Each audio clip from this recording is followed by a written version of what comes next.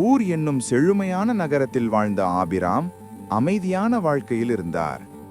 அங்கே உயர்ந்த கோபுரங்கள், சந்தைகள், மக்கள் கூட்டம் அனைத்தும் பரபரப்பாக இருந்தாலும் அவரது மனம் ஒரு உண்மையான தேவனை தேடிக்கொண்டிருந்தது. அந்த நேரத்தில் தேவன் அவரை அழைத்து இப்படி சொன்னார்: ஆபிராம், நீ உன் ஊரும் உன் குடும்பத்தாரும் விட்டு நான் காண்பிக்கும் தேசத்திற்கு புறப்படு.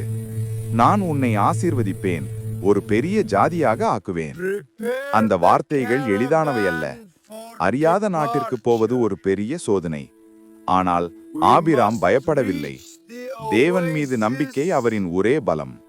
அவர் தனது மனைவி சாராவையும் மருமகன் லோத்தையும் ஆடுகளையும் ஒட்டகங்களையும் செல்வத்தையும் எடுத்துக்கொண்டு ஊர் நகரத்திலிருந்து வெளியேறும் நாள் வந்தது. பின்னால் நகரத்தின் பரபரப்பு அமைதியாகி முன் ஒரு பெரிய வெறுமையும் அதே நேரத்தில் புதிதான நம்பிக்கையும். அவரது கண்களில் துணிவும் மனதில் வாக்குத்தத்தமும் இருந்தது. அவ்வாறு ஊர் நாட்டிலிருந்து தொடங்கிய அந்த ஒன்றே ஆபிராமை உலகின் நம்பிக்கையின் தந்தையாக மாற்றியது. நாட்கள் பல நடந்து வந்த பின் ஆபிராம் இறுதியாக கானான் நாட்டை அடைந்தார். அந்த நிலம் அவருக்கு தெரியாதது. புதிய மலைகள், பசுமையான பள்ளத்தாக்குகள், அமைதியாக ஓடும் ஆறுகள். ஆனால் அவர் மனதில் ஒரு ஆழ்ந்த சமாதானம் இருந்தது. ஏனெனில் தேவன் அவரை இங்கே கொண்டு வந்தார்.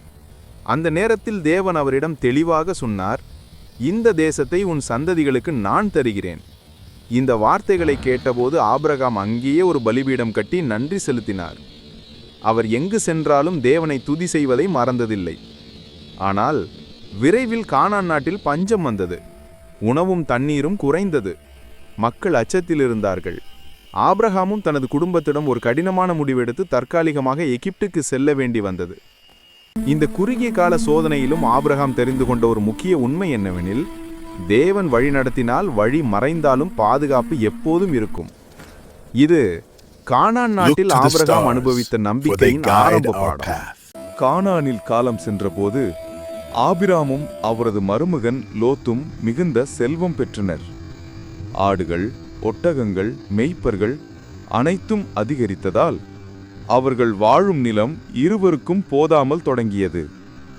ஒரு நாள் மேய்ப்பர்களிடையே சண்டை ஏற்பட்டது. ஆபிராம் இதை கண்டு மனம் வருந்தினார். அவர் லோத்தை அழைத்து அமைதியாக சொன்னார்: நம் இடையே சச்சரவு இருக்கக்கூடாது. நாம் சகோதரர்கள். நீ விரும்பும் நிலத்தை முதலில் தேர்ந்தெடு. நீ எடுக்கும் திசைக்கு எதிராக நான் செல்கிறேன்.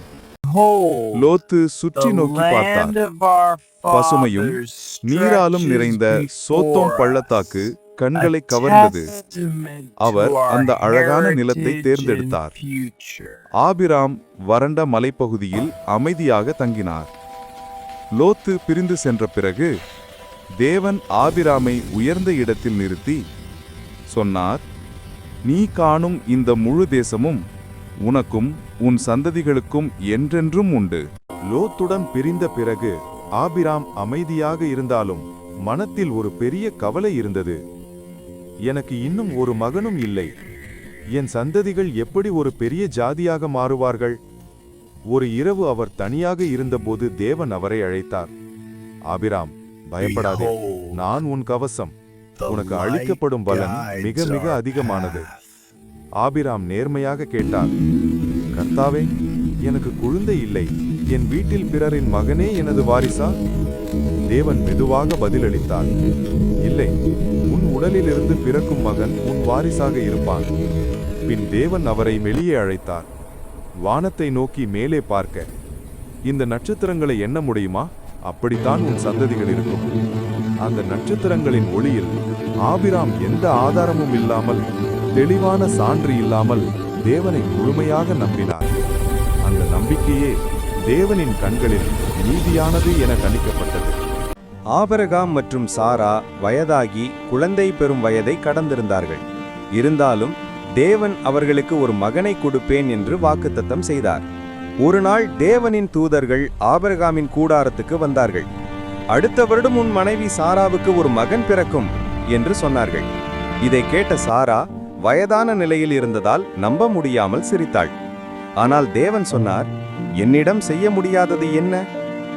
காலம் பூர்த்தியாக தேவனின் வாக்குத்தத்தம் நடந்தது. சாரா ஒரு அழகான குழந்தைக்கு பிறந்தாள். அந்த குழந்தைக்கு இசகாக் என்று பெயரிட்டனர், அதாவது சிரிப்பு. அவர்களின் சிரிப்பு சந்தேகத்தில் இருந்த சிரிப்பல்ல, அது மகிழ்ச்சி நிறைந்த சிரிப்பாக மாறியது. இவ்வாறு தேவனின் வாக்குத்தத்தம் மனிதருக்கு சிரிப்பாக தோன்றிய அதிசயமாக நனவானது.